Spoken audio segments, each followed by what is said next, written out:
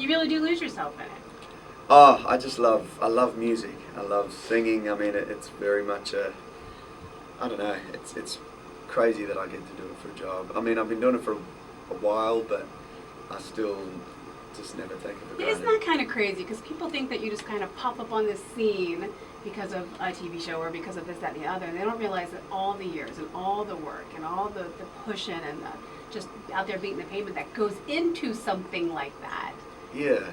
Well, I guess it's it's those endless nights of even just sitting, by the radio and listening to your favorite station and back in the day we used to hit record with the tape, Yeah, like, you wish you caught the beginning of the song, and if you missed it, you're like, oh. And you'd play it until literally the tape would fry, like, just I remember just practicing, like I'd hear like a little and at the when you're learning, it's like that seems so difficult, but I'd go over and over and over and over again until I'd get it, and the guitarist or every other musician does the same thing, and then you kind of hit the stage and you sort of do it professionally, and you go into, I don't know, like that autopilot, and it's from all the practice and all the years. Yeah. But you said you grew up very musically minded.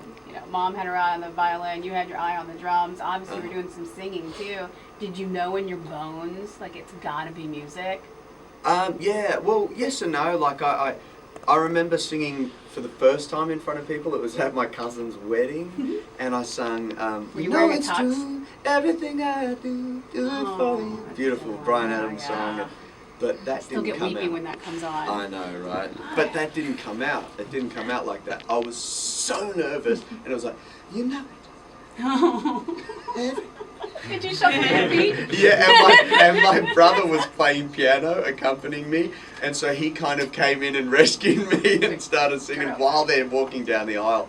And I remember all my relatives, they were like, Guy, study hard, because singing thing is probably not going to happen. And then I remember a few years later, I sang at school, and at the time I was very much a sports guy. Like, I was like captain of my cricket team and blah blah blah, and like played football and Did you step up to the mic and they're like, what is this cat doing? Yeah, well, my buddies, I was real scared what they would think, because back in the day it wasn't really, especially sort of where I grew up, it was like, if you sung, it wasn't necessarily a super kind of cool, hip, manly kind of thing to do, and how they like you now. and I sung One Sweet Day by Mariah Carey and Boys to Men. Very manly. No, Mariah Carey wasn't there. So I sung that as a duet, and there's bits where there's like falsetto, so you're going like ooh, and guys aren't necessarily meant to sing like that. But I remember singing, and then I was super embarrassed. I just looked at my shoes the whole time, and then at the end I looked up, and a couple of the people that I was scared, like some of them were like teary-eyed, and so I was like, wow.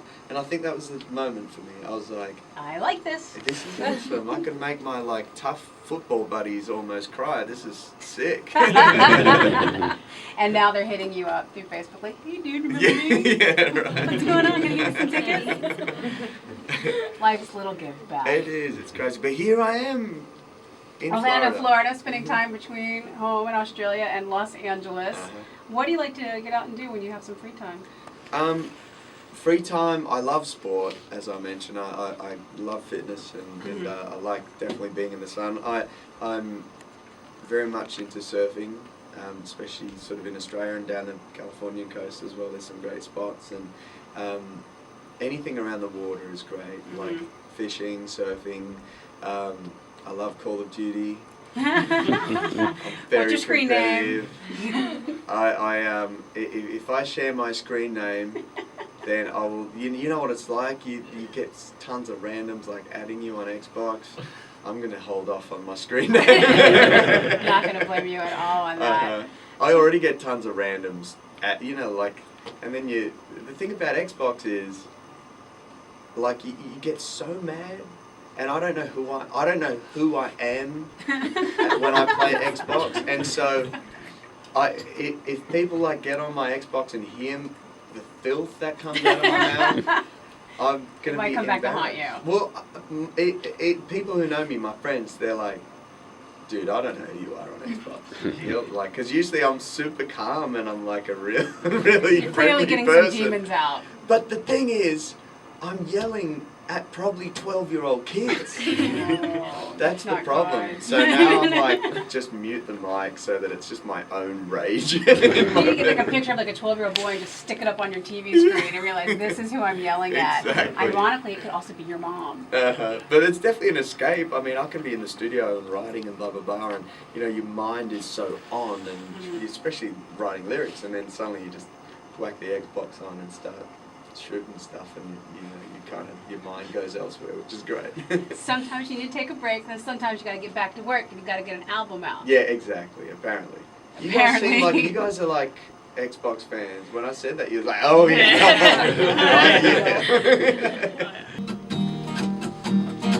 Sometimes I can't remember if these ashes came from flames, and if we relight these embers, will they just burn out again? Oh, we can try, we should try.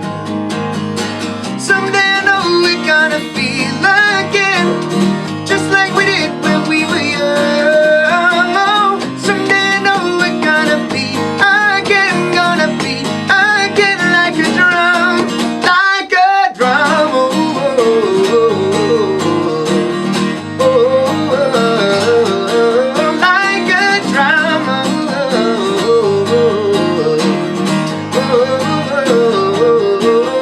Oh, just 'cause I can't measure and I can't hold it in my hands doesn't mean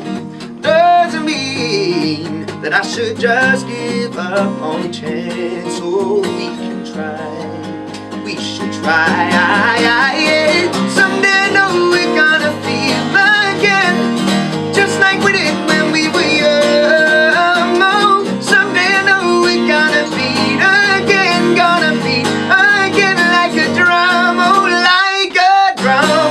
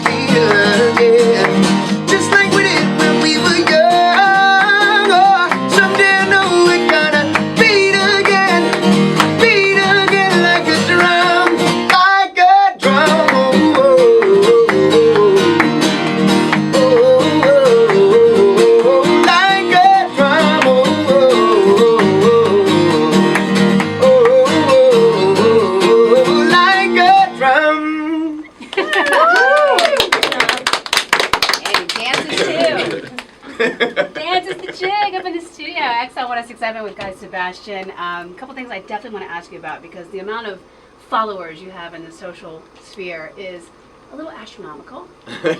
Is that you always up there tweeting and interacting and being with everybody, whether it be 4 o'clock in the morning here or 4 o'clock in the morning back home? That is all you? I tweet a lot. I tweet my Instagram a lot. Sometimes there's messages that the label puts up.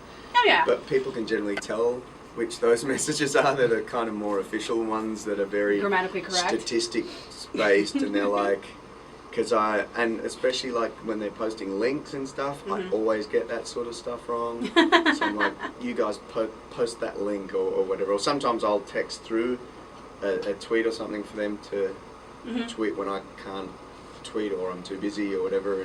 But generally, I mean, I tweet some pretty silly things. Sometimes I'll be commentating on different sporting events, and I get very passionate and say things that I delete, and or it can just be random pictures. Or Oh, good, it's not just us. well, last night I took a picture of a lobster that looked like it was mating a Volkswagen Beetle. The one that drives around? Have you seen that car? Yeah. I mean, and that was kind of weird.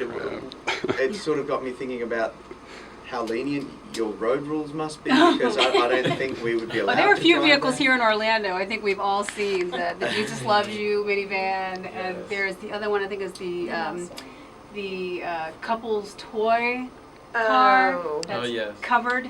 You've seen them? I drive. Yes. We've got more. As in couples toys. I will tweet you photos. You will Yeah. not believe some of the amazing things that you can see driving around in Orlando, Florida. Well, for me, it was the lobster claws and everything were wrapped around the windows. I mean, you're adding like I 6 love this blind beetle. spots. Don't eat me. Oh, you gotta have a lobster special. You gotta advertise That's it true. somehow. Exactly. So that's cool to know that you're actually out there and interacting. Hard to believe 8 years ago you couldn't.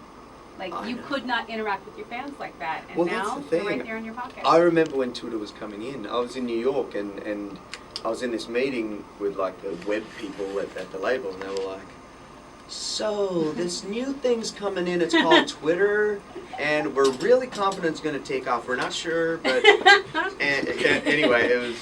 Was that a terrible accent? I was saying, whose accent are you trying to do? Can you do an Aussie accent? Hugh Jackman. No, it's terrible. That's just an Aussie person. Good eye, That's mate. Good eye, mate. Good eye, mate. That's You know what you need to learn Wallaby? is no worries. We No say worries. no worries all the time. I said that to you today. You did. I Did tweeted you? that to her today. No worries. Hi, I'm an official Aussie. Mate, we do say mate a lot. Good eye, mate. Yeah. Most Australian. But then there's like variances to how, like if you heard my best friend speak, you wouldn't understand a thing he says. Oh, it's like British and then Cockney British? No, yeah, exactly. It's You're sort like, of huh? Cockney Australian. It's like, so if he was, for example, if he was saying his sentence, it'd be real quick, and it'd be like, "Hey, I really love your city. It's a great town. I saw a lobster trying to Mount Cali the other day." Small lobster. And you'd be like, "What did you just say?" But we call it ochre. It's very ochre. That Yeah. makes sense. It's kind of like, being in the States, though. You've got your New York accent, you got your Alabama accent. Yeah, where I I'm know from. that accent real well. You get me mad, you'll hear it. But, I'm a huge fan of Forrest Gump. no, we don't sound like that. Come on. I'm not a smart man, Jenny, but I know what love is. From that moment on, wherever I was going, I was running. You might have seen the movie. Like a box of Bit of a chocolate. fan. And then of course there's like LA accent where it's like, oh my god. Everyone's super excited. And what else? That's pretty, the New Yorker, there's the whole coffee thing. What is the Dakotas? Fargo, North Dakota. Don't ya know? Don't you know, Wisconsin, eh? Get yourself some cheese. Wow. You gotta go up there. That's some good almost talking. That's almost South African. It's Nordic. It's Swedish. It's got Oh, Scandinavian. yeah. It's super Scandinavian. Yeah. It's a lot of fun. Look it up. It's all over YouTube. The other thing I wanted to ask you about, which I think is so cool, is your Sebastian Foundation. Mm-hmm.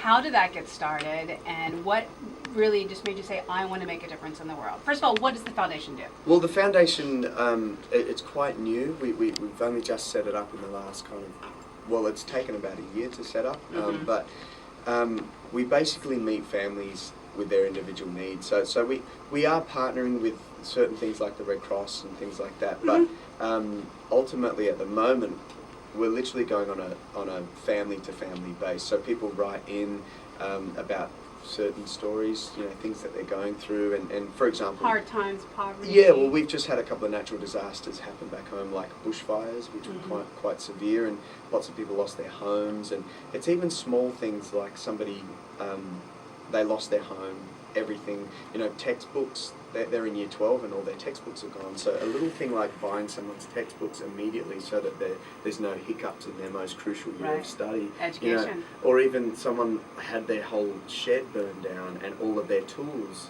that they use for their trade, which means their business has gone under, and we just bought all their tools for them so that they could not only just pick up their life, but Mhm. also have a job and Have that sense of normalcy. Yeah, And being yeah. able to provide for their family. Exactly. The We're intangibles. building a kitchen in a homeless shelter.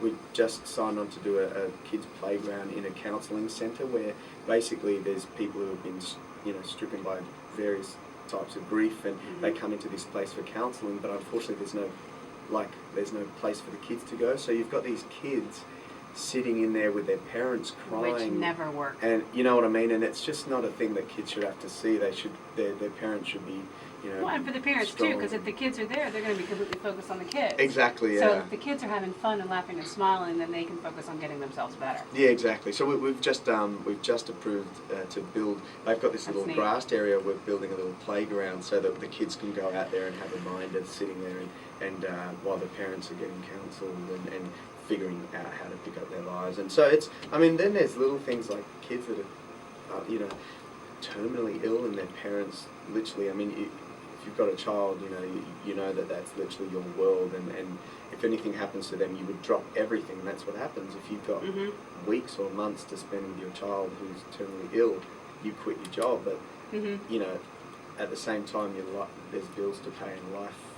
Is still happening, and people's farms are going under and things like that. So we just step in to try and help that, and it's pretty cool. I guess it's a culmination of years of being an artist and having people write to me about my music, and they'll say, that song that you released, even things like Battle Scars, that really helped me through this time when I was going through this and that. So for years I've heard these stories, and it's broken my heart, and now I've got an official kind of outlet and a vessel that I can use to actually help these people. It's pretty cool. That is really cool. Yeah. Definitely keep tweeting out those stories so we can follow along there. Absolutely. We'll all be following along on your career.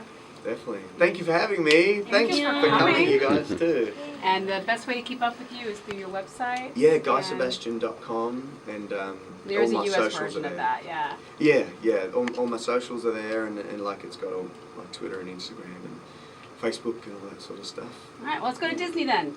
Yes. Let's wrap it up. Thanks for coming by. Thank you.